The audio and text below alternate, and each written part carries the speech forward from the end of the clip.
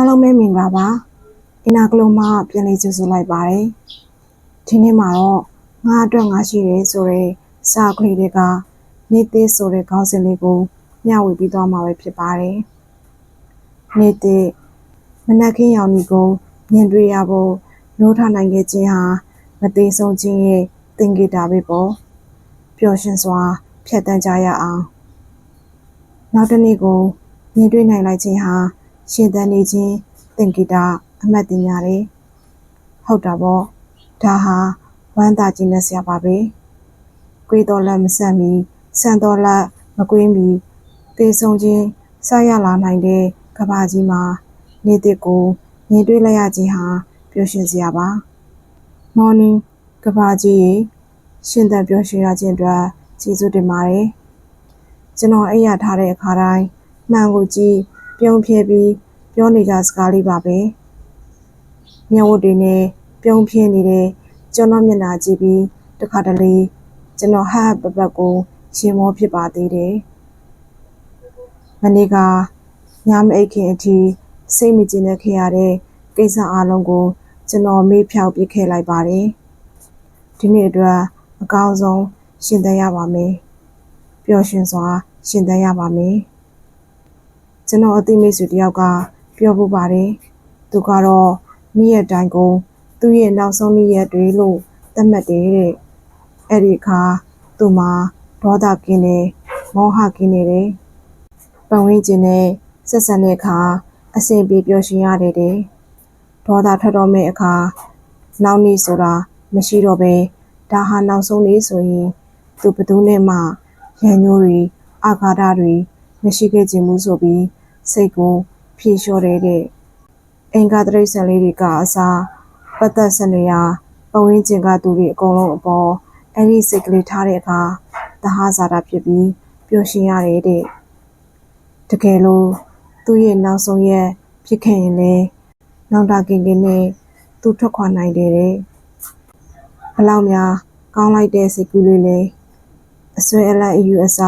ကြီးတဲ့သူတွေအတွက်ပေါက်တကရအတွေးလို့ယူဆနိုင်ပေမဲ့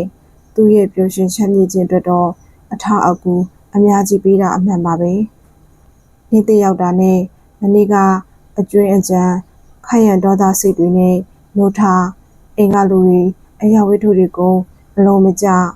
လုပ်ငန်းခွင်ရောက်တဲ့အခါလဲစိတ်အလိုမကျတာတွေနဲ့ညာအရာဝင်တဲ့အခါတော့ကတနေ့တပိုးနဲ့အိတ်ဆက်လိုက်ရမယ်ဆိုရင်နေ့တဟာဘာအထိပ္ပယ်များရှိပါမလဲလောဘဒေါသ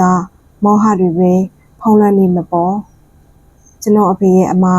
ကျွန်တော်အကြီးကျင့်သုံးတဲ့နည်းကလေးကလည်းသတိရမိပါရဲ့သူက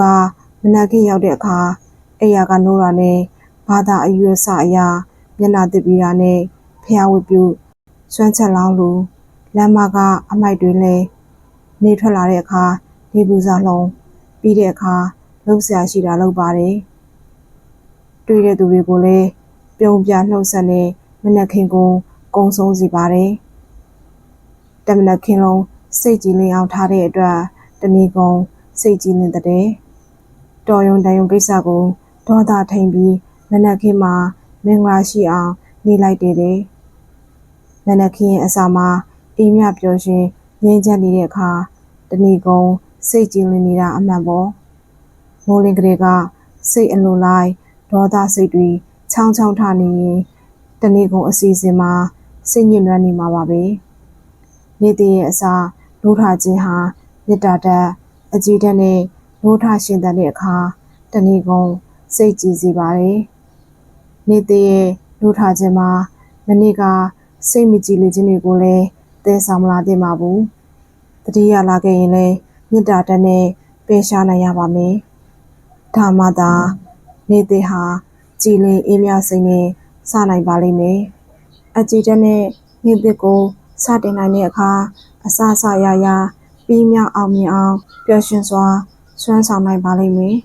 မိသားစုပတ်ဝန်းကျင်နဲ့လည်းပျော်ပျော်ရွှင်ရွှင်ဖြတ်သန်းနိုင်ပါလိမ့်မယ်ပြုံးနေတယ်ဆိုတိုင်းသူ့မှာစိတ်ညစ်စရာမရှိတာမဟုတ်ပါဘူးဒီလိုပြုံးနိုင်တာဟာစိတ်ညစ်စရာတွေကိုရင်ဆိုင်နိုင်တယ်ဆိုတဲ့သဘောသက်ရောက်ပါတယ်ဝီလျံရှိတ်စပီးယားမ နောက်တစ်ခုကတော့ပြုံးတာပါပဲကျွန်တော်လုပ်တယ်လို့ပဲနေ့တည့်ရောက်တဲ့အခါနိုးထားတဲ့အခါမှန်ကြည့်ပြီးပြုံးကြည့်ပါတကယ်ပြောစရာကောင်းပါတယ်မှန်ထဲမှာပြုံးနေတဲ့ကိုမျက်နှာမြင်ရတဲ့အခါမှာတောင်ကိုယ်စိတ်ထဲမှာကြည်နူးမိတာအမှန်ပါတခြားသူဆိုရင်တော့တွေးတာကြည့်ပါမနှက်စာစားဖို့ပြင်နေတဲ့အမိတော့မဟုတ်မနှက်စာစားဖို့ဝင်သွားတဲ့လက်ဖက်ရည်ဆိုင်မိုးဟင်းခါဆိုင်ကစပွဲတိုးကလေးကိုပြုံးပြတဲ့အခါသူတို့စိတ်ကြည်နဲ့မှအမှန်ပါပဲပြုံးဟာရန်သူကိုတောင်အောင်းနိုင်ပါတယ်ကိုပြုံးပြလို့ကိုမသိသလိုလှုပ်သွားတဲ့သူတွေလည်းကြုံကြရမှာပါပဲအဲ့ဒီခါစိတ်မကွက်လိုက်ပါနဲ့တချို့အရာတွေကကိုပြုတ်တယ်လို့တန်ပြန်မရပေမဲ့ကိုပြုတဲ့အတိုင်းကိုဖြစ်ပါတယ်ကိုရင်တွေကလိုက်လဲပြုံးပြလိုက်ရတယ်မဟုတ်လားကိုပြောနေတာသူတို့မြင်သွားတာပေါ့ဆိုင်မှာပဲဝန်ထမ်းလုံးကုမ္ပဏီမှာပဲလုံးကိုအလုပ်ကိုလုံးကိုနဲ့ပတ်သက်ဆက်နွယ်ရတဲ့သူတွေကိုပြုံးပြတတ်တဲ့အခါတစ်ဖက်သူစိတ်ချမ်းသာစေပါတယ်ရန်စာတွေငြိမ်းပါတယ်မေတ္တာတွေတိုးပါတယ်ပြုံးနေတယ်ဆိုတာစိတ်ညစ်စရာတွေရှိနေအောင်ရင်ဆိုင်ကြော်လွှားနိုင်တဲ့သင်္ကေတပဲပေါ့နေ့တစ်ကိုဖြတ်တန်းတဲ့အခါအပြုံးဟာမပါမဖြစ်လက်ဆွဲဖြစ်အောင်ကြိုးစားရပါမယ်ကျွန်တော်တို့နေ့တစ်ကိုအပြုံးနဲ့စားကြရအောင်မနေ့ကပြီးခဲ့ပြီမနက်ဖြန်ကရောက်မလာသေးဘူးငါတို့မှဒီနေ့ပဲရှိတယ်အခုစားလိုက်ကြပါစို့မာသာထရီဇာနောက်တစ်ခုကတော့နေ့တစ်ရောက်တဲ့အခါပရာဟိတာရဲ့မိခင်ကြီးမာသာထရီဇာပြောခဲ့သလိုလှုပ်ဆောင်ကြရမှာပဲပြစ္ဆုတ်ပန်လက်ရှိအချိန်သာကျွန်တော်တို့ပိုင်ဆိုင်ပါတယ်လှုပ်ရှားရှိတာကိုအချိန်မစဲပဲလှုပ်ဆောင်ကြရအောင်ပါနေ့တစ်ကိုရှောက်တဲ့အခါကျွန်တော်တို့စိတ်ကြည်လင်ခြင်းနဲ့နှိုးထားကြရပါမယ်နေ့တစ်ကိုအပြုံးနဲ့စတင်ပြီးအကောင်းမြင်စိတ်နဲ့ပဲဖြတ်တန်းကြရပါမယ်နေ့တစ်ကကျွန်တော်တို့ရဲ့အကောင်းဆုံးအချိန်လို့သတ်မှတ်ပြီးလှုပ်ဆောင်စရာရှိတာကိုလှုပ်ဆောင်ကြရပါမယ်ကျွန်တော်တို့အတိတ်ပဲရှိတဲ့နေ့တစ်ကိုဖန်တီးကြရအောင်နေ့တစ်စိတ်မကြည်လင်ခြင်းတွေကိုခေါင်းပျော်ရွှင်ခြင်းစိတ်ကိုစောက်ပြီးရဲမောနှုတ်ထားမယ်ကြည်လင်ခြင်းကိုပိုက်မလိုလားခြင်းတွေကိုဖိုက်ထုတ်ပြီး